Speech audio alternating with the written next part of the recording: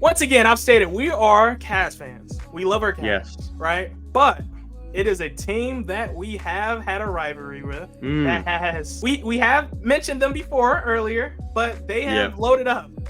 And honestly, I have to give them their flowers because they did something we have always criticized them for not doing. And that's New York pulling the gun on getting Mikal Bridges, right? You see what you see what the New York Knicks right now is building up, right? What's next for the Knicks, Jordan? I mean, contending for a championship, right? That's what's next for the Knicks. They're the real deal. The way I see it, and obviously I'm a massive Cavs fan, so it pains me to say this as much as the next person, but right now the Knicks are so much further ahead than what the Cavs are. We have problems. The Knicks do not have problems. I mean, they made it to Game 7 of the second round, right? They made it to Game 7 of the second round without Julius Randle.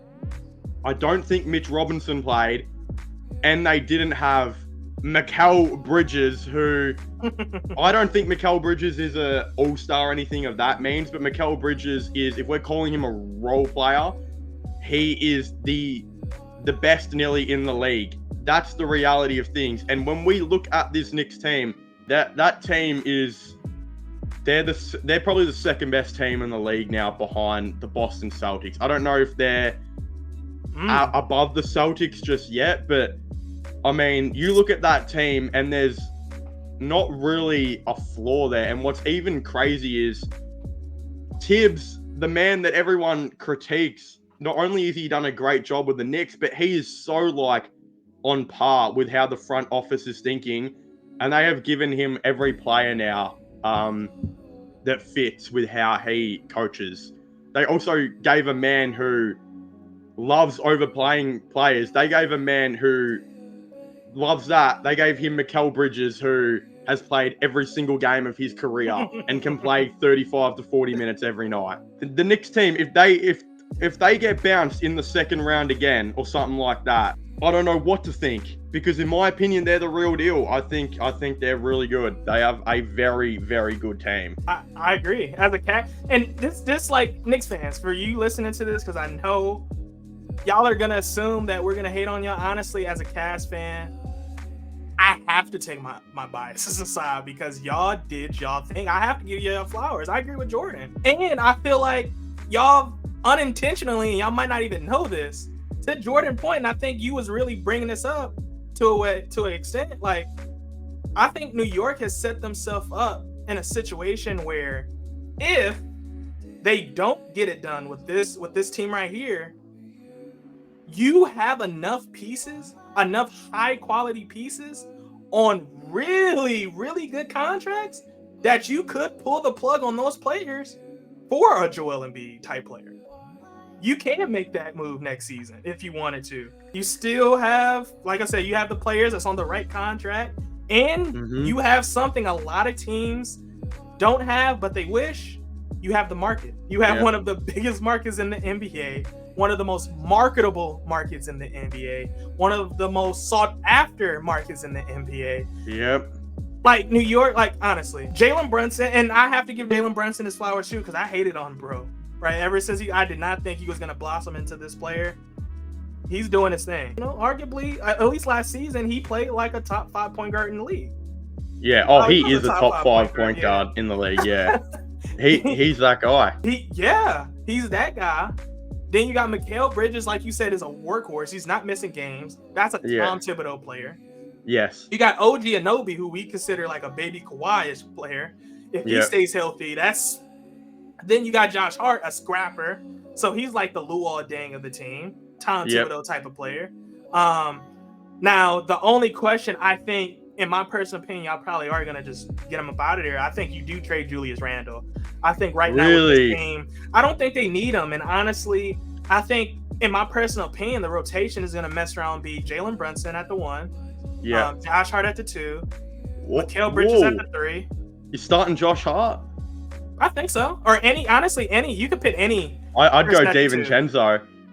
You can do that. This is a great problem for the Knicks. You got people arguing about who should start on their team because everyone is good. Yeah. Everyone is like good on this Knicks team. And you can't even, because honestly, if you pick Adante, I don't got no problem with that. Yeah. Honestly, because he's a scrapper too. He can hit shots. Then you got Mikal Bridges at the 3, OG Anunoby at the 4, and with that rotation, honestly, I don't see Julius Randle coming off the bench.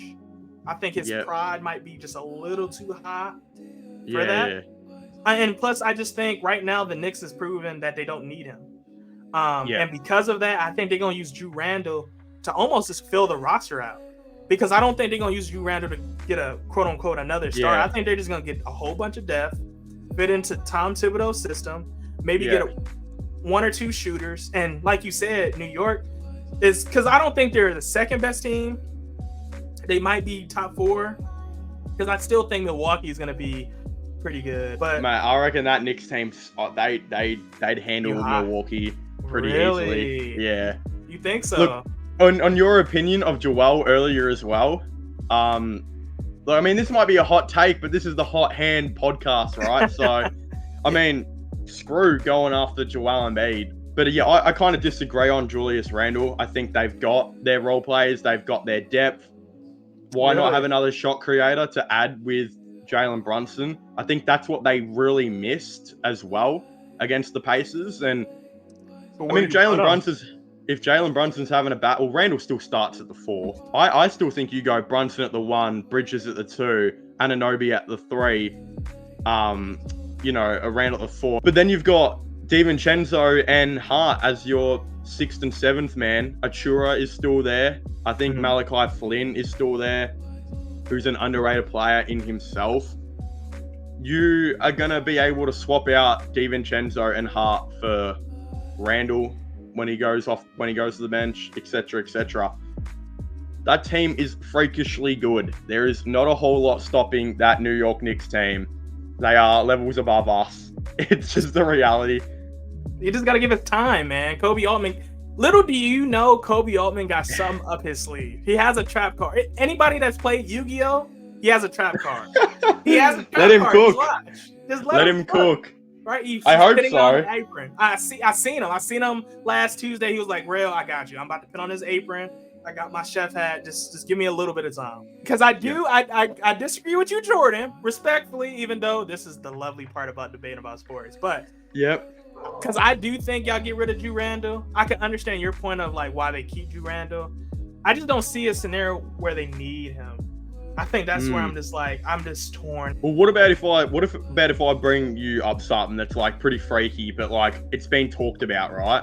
What if Hartenstein was to leave and the Knicks decide to do something crazy where they started a team that looks like Brunson, Bridges at the 2, Anunoby at the 3, and Josh Hart as like that 4 that he played played the whole postseason as the 4 and was averaging like 12 rebounds a game, defended the interior like an absolute pro at 6'6" or whatever he is.